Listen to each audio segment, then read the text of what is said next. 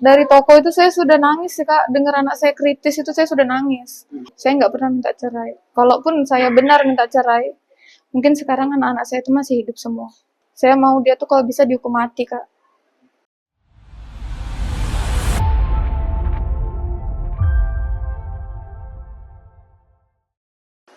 Baik, selamat malam Tribuners, kembali lagi di program Saksi Kata. Dan saat ini kita akan berbicara soal kejadian yang sangat sungguh tragis pada tanggal 25 Juli 2025 lalu, yang mana seorang ayah di kota Samarinda tega membunuh anak kandungnya sendiri yang masih berusia 4 tahun dan 2 tahun. Seperti apa kisahnya? Mari kita dengar bersama kisah dari seorang ibu bernama Mita. Samarinda, sebuah kota di Kalimantan Timur pada tanggal 25 Juli jelang malam diselimuti duka. Seorang ayah bernama Wahyudi berusia 24 tahun tega membunuh dua anak kandungnya yang masih balita. Tragedi ini terjadi di rumah kontrakan mereka di kawasan Jalan Gerilya, Karang Asam Ilir.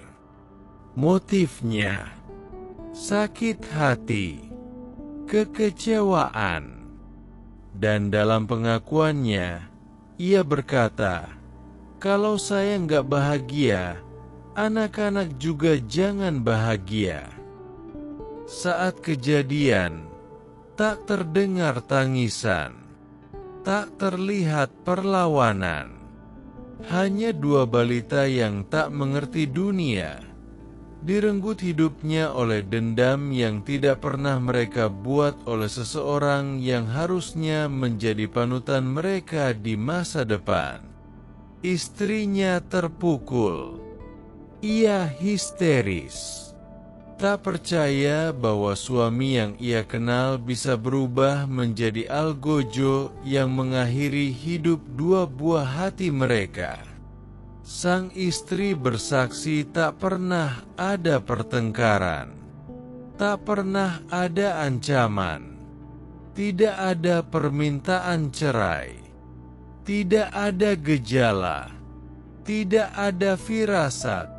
Setelah tragedi itu, sang ibu, Mita Krisdayanti, akhirnya angkat suara.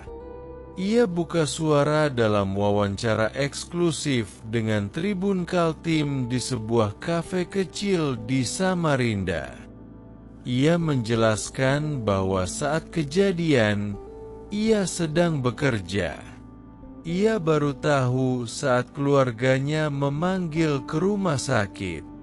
Di sana, ia mendapati kedua anaknya sudah tak bernyawa. Dengan suara bergetar, Mita mengenang keseharian Wahyu, suaminya. Sejak berhenti bekerja karena sakit lambung, Wahyu hanya tinggal di rumah, mengurus anak-anak, membantu pekerjaan rumah.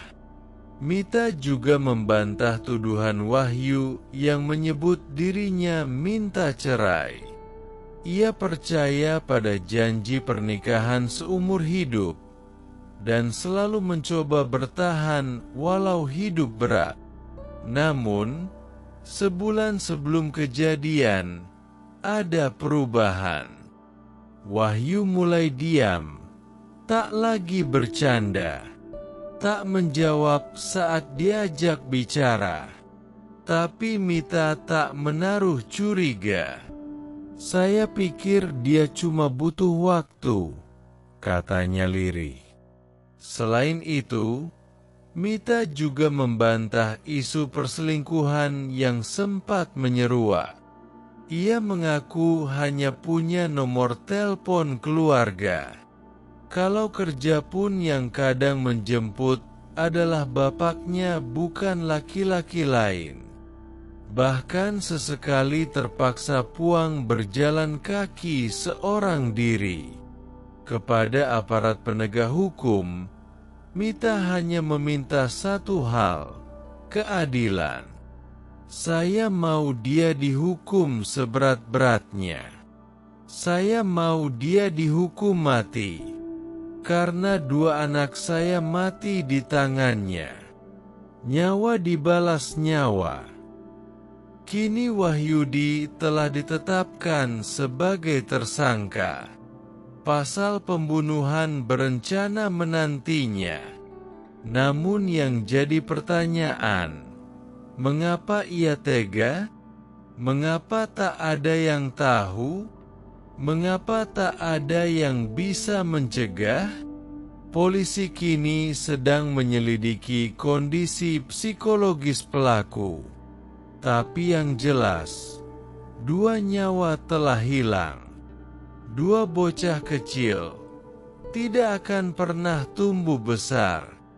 Dan akhirnya yang tersisa dari tragedi ini adalah kisah seorang ibu yang mengenang tentang 2 anaknya yang tak sempat bicara, tak sempat meminta tolong, tak sempat lari, dan tak sempat mengucapkan selamat tinggal di saat terakhir mereka. Samarinda berduka, Kaltim bersedih, Indonesia menangis. 2 malaikat kecil kini kembali ke langit.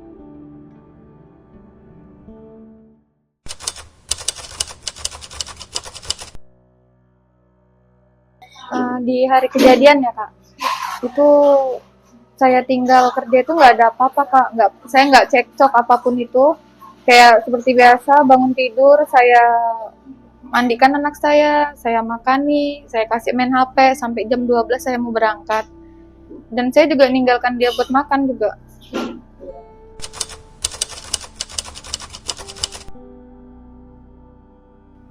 Semenjak dia nggak kerja itu dia lebih banyak diam di rumah ya kak, kayak ya sudah makan tidur, kadang kalau mau merokok kayak gitu aja hari-hari.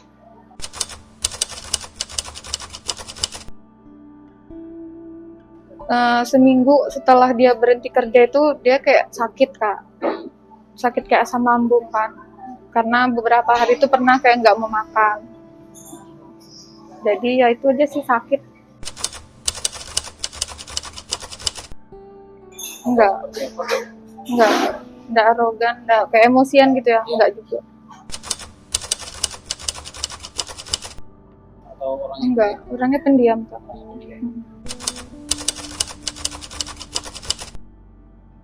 Sekitar 2 bulanan lah kak. Mau ya 2 bulanan.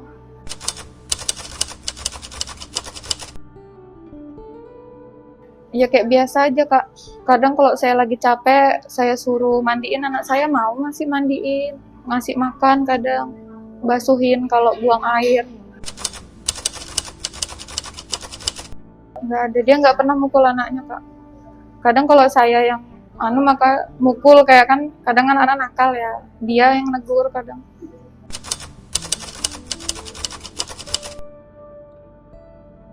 Nggak benar kak. Selama ini walaupun saya berumah tangga itu susah ya, saya masih pertahankan kak, karena saya punya impian itu nikah sekali seumur hidup. Walaupun orang tua juga nyuruh pisah aja, saya nggak pernah dengarkan, sama sekali saya nggak pernah ikuti. Nggak ada kak, ibarat pun dia nggak mau kerja, saya sudah nggak mau ambil pusing, selagi saya masih bisa kerja ya saya yang kerja. Ya kayak tadi tuh kak, kayak tidur, kalau mau makan mau merokok. Memang akhir-akhir pokoknya semenjak dia nggak mau kerja itu dia jarang mau ngomong sama saya, tapi kalau sama teman, sama orang tua, sama keluarganya dia ngomong aja biasa aja. Saya juga nggak mau ambil pusing lah kak, ibarat kalau saya ngomong terus nggak dijawabin ya sudah saya diam. Sebulanan lah itu. bulanan dia yang ngomong, tapi seperlunya aja. Kalau dia kayak mau nyuruh saya ambilkan makan, belikan sesuatu keluar, atau ambilkan baju. Ya dia selebihnya kayak enggak, kayak cerita-cerita tuh udah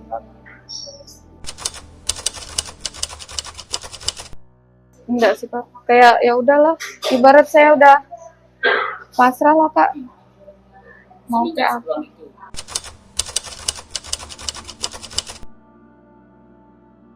Enggak Kak, enggak ada. Kadang ya kadang kalau ngobrol panjang tuh enggak, paling dia tuh nanya, kamu pulang dari mana? Aku bilang pulang kerja. Dia sering kayak nanyain kalau saya pulang kerja tuh dia nanya dari mana.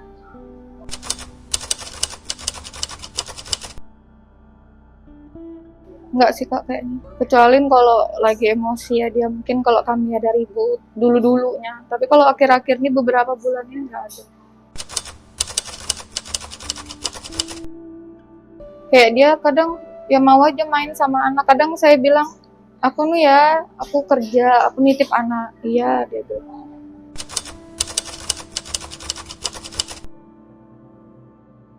Ya saya kalau mau kerja kayak biasa Kak, saya titip itu ya sangunya dia di atas lemari. Kadang kan saya tuh kalau masuk siang, paginya saya bantu mama saya jualan. Pulang jualan saya langsung kerja sampai malam. Jadi pulang jualan itu otomatis saya bawa makanan untuk anak-anak saya biar enggak usah belanja di luar.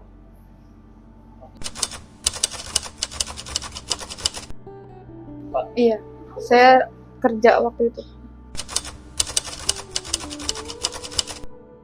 Tetangga saya Kak datang ke toko saya, ngasih tahu kalau anak saya itu lagi kritis di Hermina. Iya, waktu itu langsung ke sana.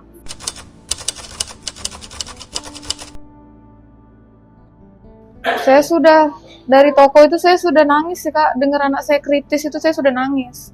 Dan sampai di Hermina saya lihat anak saya di UGD itu sudah ada tindakan kayak mompa jantung tuh, saya udah histeris itu saya, soalnya saya dari sela-sela korden tuh saya lihat anak saya sudah pucat, bibirnya tuh sudah biru semua.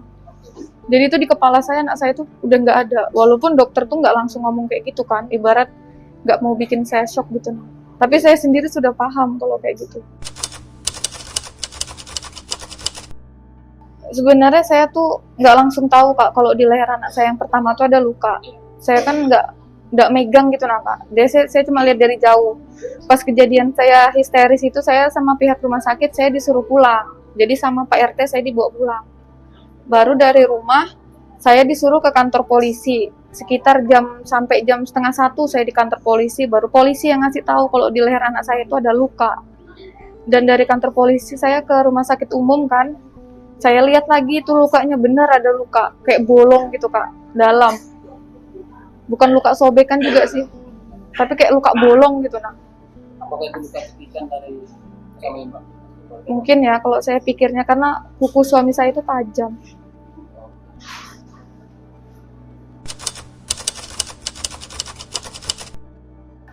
Ya saya nangis Kak, soalnya polisi bilang, Mbak ini lukanya nih udah berapa hari. Saya bilang, itu sebelum saya tinggal kerja anak saya tuh nggak ada luka sama sekali.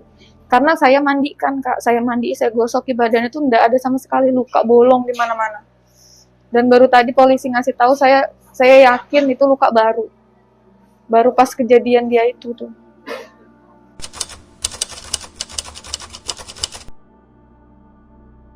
Nggak benar Kak, saya sama sekali nggak pernah minta cerai Kak. Walaupun susah-susahnya hidup saya masih pertahankan. Dia dulu selingkuhin saya pun saya masih maafkan Kak. Keluarga saya pun nyuruh pisah, saya nggak pernah nurut. Masih saya tetap di pikiran saya tuh nikah sekali seumur hidup kalau bisa. Tapi nyatanya ya, akhirnya nggak sesuai harapan kayak gini.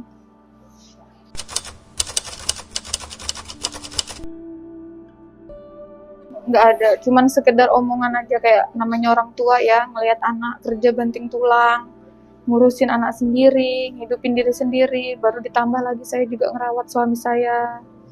Ibarat kayak orang tua kan kayak nggak terima juga ya Kak. Tapi nggak pernah orang tua saya tuh nekan-nekan buat ngomong langsung ke suami saya, nggak pernah. Ibarat kayak, sudahlah pulang aja ke rumah orang tua. Tapi saya diam aja, saya nggak tanggapin.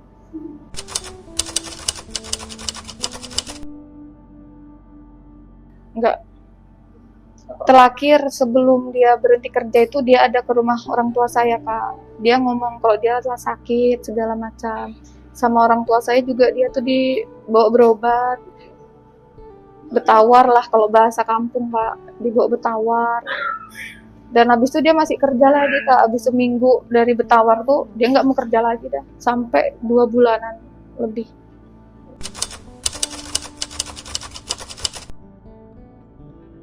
Enggak sih, Kak, dia karena nggak mau keluar, Kak. Dia maunya di rumah aja. Jadi saya kalau kemana-mana ya bertiga sama anak saya. Saya nggak pernah, Kak. Saya tuh siang sampai malam saya kerja, pagi sampai sore saya kerja. Kadang sisanya saya di rumah. Nggak pernah saya jalan. Paling mentok ke rumah orang tua, itu gin saya bawa anak. Nggak ada. Nggak ada, Kak. Paling kalau saya capek, saya minta jemput mama saya, adik saya, bapak, orang yang di rumah saya itu, Kak.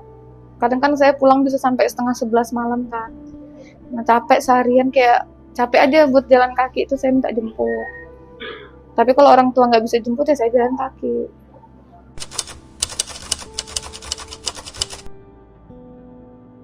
Iya. Bukan dijemput sama laki-laki. Nggak ada, Kak. Nggak pernah, Kak. Nggak pernah. Sama sekali nggak pernah. Bahkan di nomor HP saya tuh cuma ada mama, bapak, kakak, sama teman kerja saya di toko itu aja. Itu bohong, Kak. Saya nggak pernah minta cerai. Kalaupun saya benar minta cerai, mungkin sekarang anak-anak saya itu masih hidup semua. Iya. Bahkan pas saya pertama kali baca statement lihat beritanya itu kan, saya langsung nge-WA adik ipar saya. Saya bilang, adakah saya tuh pernah mengucapkan kata itu di rumah? Karena kan rumah kami tuh berdempetan, Kak. Nggak mungkin kalau kita lagi ngobrol tuh pasti kedengaran di mana-mana. Kayak saya ngomong, pernahkah saya tuh ngucap cerai? Pernahkah saya tuh berantem? Pernahkah kayak saya tuh mastikan gitu. Nah, kalau emang pernah jawab, tapi sama beliau nggak dijawab. Saya nggak pernah selingkuh, alhamdulillah. Selama nikah saya nggak pernah selingkuh, Kak.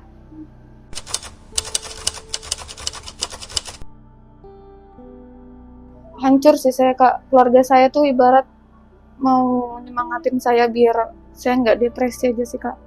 Soalnya rasanya kehilangan anak, apalagi dua-duanya sekaligus, baru caranya kayak gini tuh betul-betul bikin saya terpukul, Kak.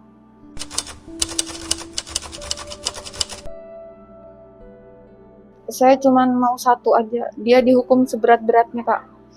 Jangan ada pembelaan apapun, karena memang nggak ada yang bisa dibela dari dia. Udah bunuh anaknya sendiri aja sudah salah, Kak. Saya mau dia tuh kalau bisa dihukum mati, Kak. Karena nyawa 2 orang itu hilang di tangannya. Biar nyawa dibayar nyawa. Baik, Tribuners, itu tadi saksi kata dari ibu 2 orang anak, yang mana anaknya telah dibunuh oleh sang suami pada tanggal 25 Juli 2025 lalu, yang mana semua tuduhan baik soal perceraian, soal selingkuh telah dijawab semua oleh sang istri dari Wahyu. Dan saat ini kita tahu bahwa Wahyu telah ditahan di Polsek dan Kota Samarinda. Kita akan ikuti kasus pembunuhan 2 orang anak ini sampai selesai. Saksikan program Saksi Kata selanjutnya.